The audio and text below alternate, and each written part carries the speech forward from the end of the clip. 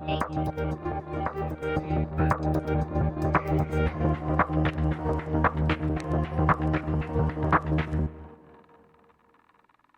everyone, it's technology expert Burton Kelso here with another tech tip to help you get the most out of the technology in your life. Today we're talking about how to troubleshoot and fix slow internet. Everyone obviously needs access to internet. It doesn't matter what device you're using, whether it be a Windows or Mac, smartphone or tablet, you need access to the internet in order to get access to your emails, stream video, and of course to play on social media. And not only that, if you're a business owner, you need access to internet too. But like AI, internet's one of those great mysteries of the universe where a lot of people don't realize what they need to do in order to ensure that they have a good connection. Before we get too involved in this video, if you want to stay tuned to more videos like this, be sure to like, share, and comment on this video so that you can continue to receive good content and your friends will be able to receive it too. So as far as internet is concerned, it's one of those great mysteries because in many instances you'll call your internet service provider, they'll say everything's great on their end, meaning that all your internet provider is really concerned about is how quick the speed is to the modem. But after that, as far as your devices, your printers, everything else, your internet service provider does not care. And it's up to you or your IT professional to be able to troubleshoot the rest. So what do we need to look at as far as things when it concerns the internet in your home or business? Well, we'll take a look at several things so that you'll know what to do and how to fix those issues.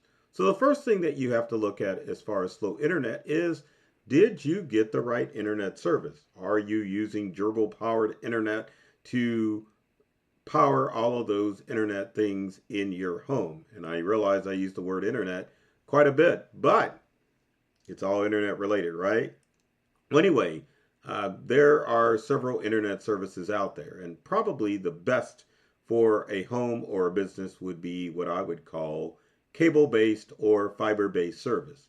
Now, fiber-based service, either there's cable or fiber run throughout your business or throughout your residential area that will allow you to get access to high-speed internet. Now, cable or fiber internet can offer you speeds that are either, I would say, probably 100 megabits per second. No, let's go higher.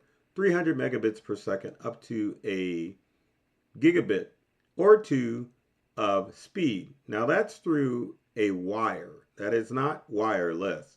Now, wirelessly, most internet service providers only guarantee up to 80% of that. And that can be as low as 50% of that 1 or 2 gigabit speed that you are actually paying for. So before you start crying and saying, well, I've got some crappy internet, then you need to make sure that you are complaining about your wired signal or your wireless signal.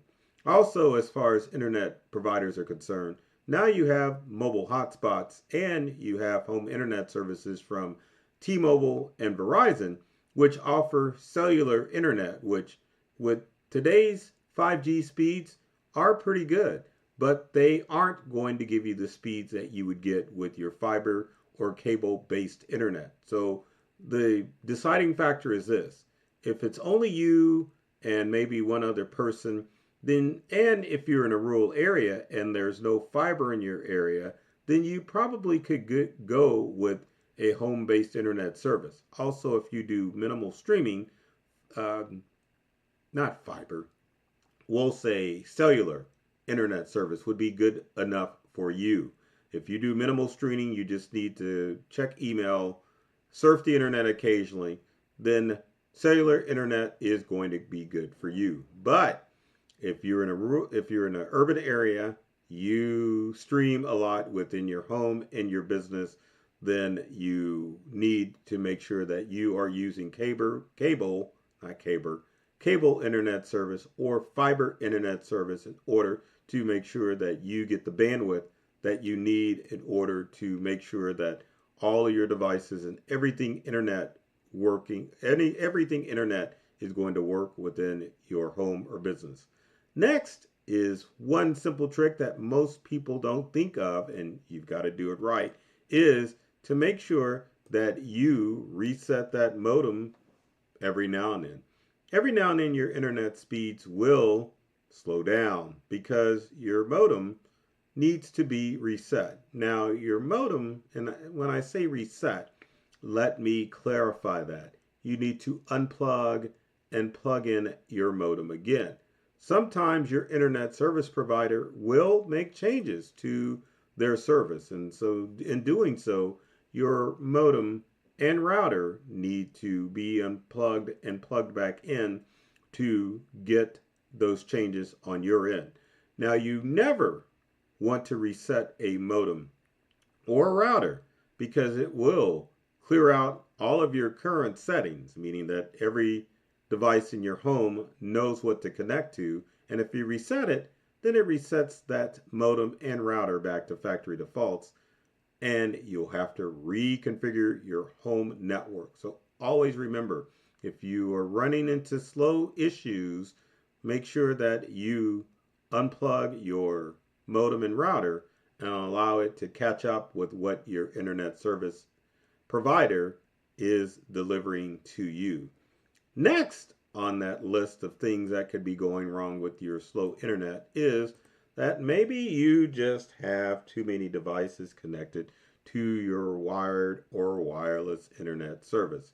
Now, it's true that most modems will allow you to connect up to 226 devices at the same time, sometimes even more depending on your setup. But if you have kids at home streaming, or you and your house or you and your spouse stream quite a bit at home, then those items can slow down your internet.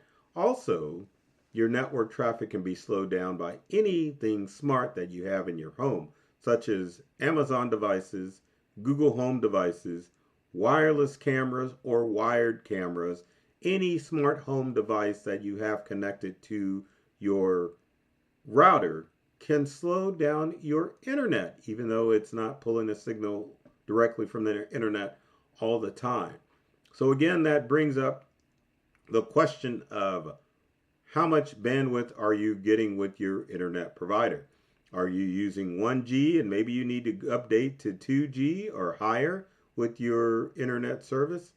Keep that in mind and make sure that you take a inventory of how many devices you have. The more devices you have, the stronger your internet signal service should be into your home, not necessarily your Wi-Fi signal, which brings up the next reason why you could be having issues.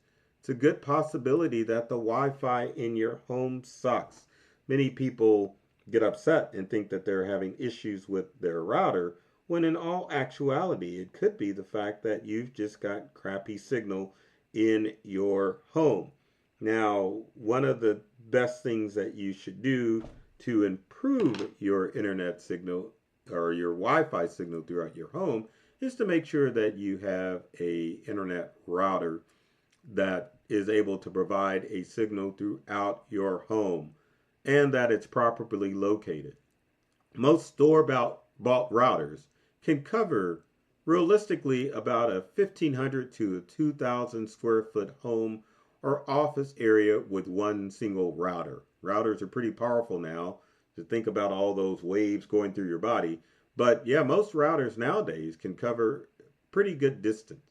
But they need to be centrally located in your home, meaning in the middle of your house, in order to provide a nice, robust signal throughout the home.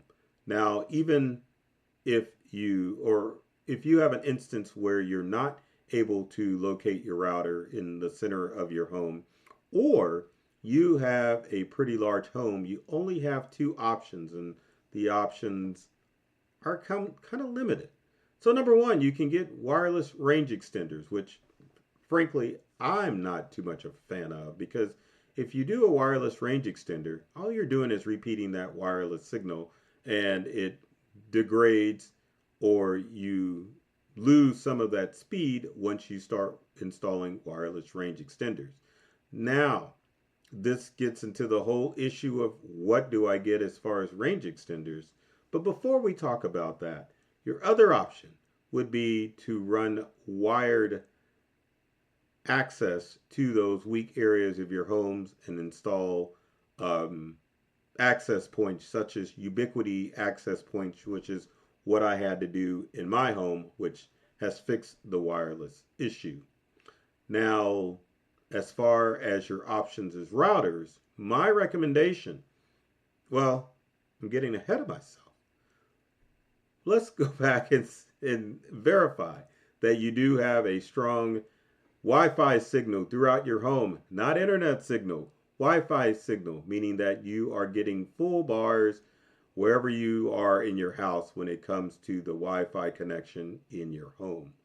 Now, last but not least, we can finally talk about equipment, and that is the whole router situation. Now, routers are constantly changing as far as the technology is concerned. So, probably about every 5 years, you need to upgrade your router.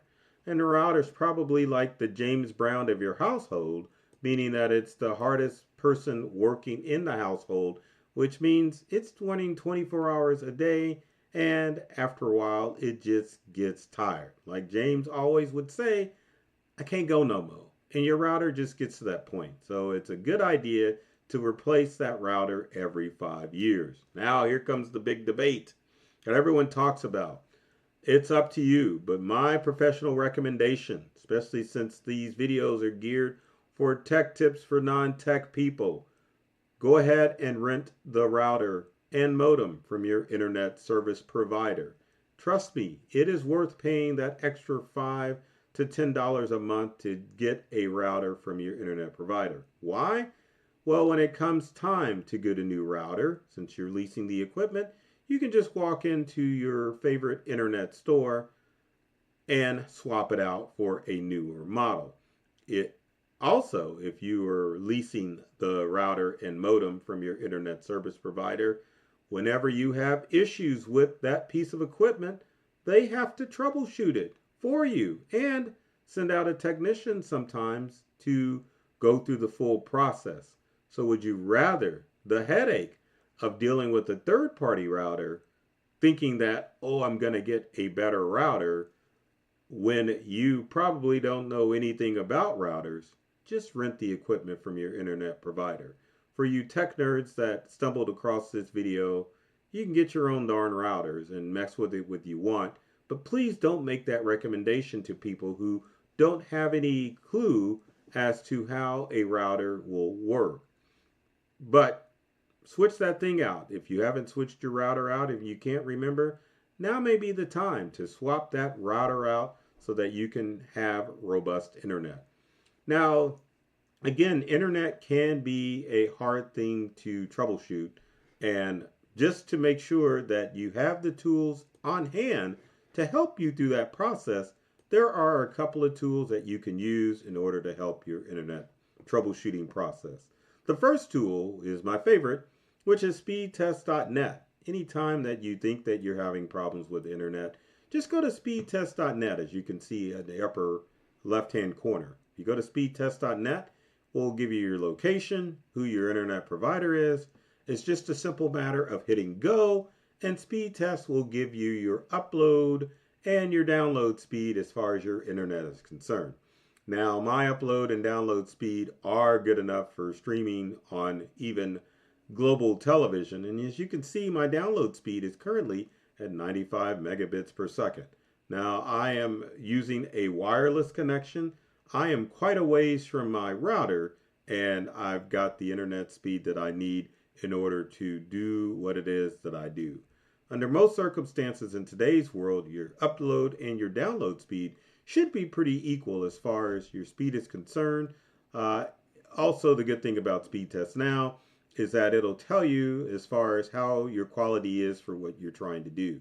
So Speed Test is saying it's great for browsing quality, great for game playing, great or good for streaming quality, and video call quality is great. So it is all up there, and I can even rate my Google Fiber as my provider for my internet service. Now, that is not the only tool that you can use to check out your internet. If you're having sporadic issues and you need to get to the bottom of it, because sometimes speed tests will tell you that you're doing good and then your internet signal will drop. Well, there is a great website called orb.net where you can go and download a utility that will monitor your internet on any device. Now, the good thing about your orb score is that you want a pretty decent score of green or higher. You don't want the red speed, which is lower. But to get orb, it's pretty simple. You can just click on get orb, and as you can see, it's available for Mac, Windows, iOS devices, Android, Linux, and other devices out there. Now, I've already got orb installed, so there is the orb app. And as you can see, I can set up an account or I can just use it. But according to orb, and you can see the information is as good as, or shows the same information as speedtest.net. But as you can see, let me get this centered a little bit. My orb score is 93, which is pretty darn good. And also orb, if you download the app onto your computer, shows you how long you have been connected to the internet. Again, speed test would be used if you just want to quickly check out your speed. Orb is a monitoring service, which is free, that will allow you to monitor up times and down times when it comes to your internet. So if you think that you're having issues with your internet, then download Orb, and hopefully that will help you troubleshoot and fix some of those internet issues that you are having. So the purpose or my goal with my videos is to open you up to a whole new world of ideas and experiences when it comes to the technology you use at home and at work. I love technology. I've read all the manuals, and I'm serious about making technology fun, safe, and easy to use for everyone. So take care of yourself and do many things to make you smile, and thanks for watching.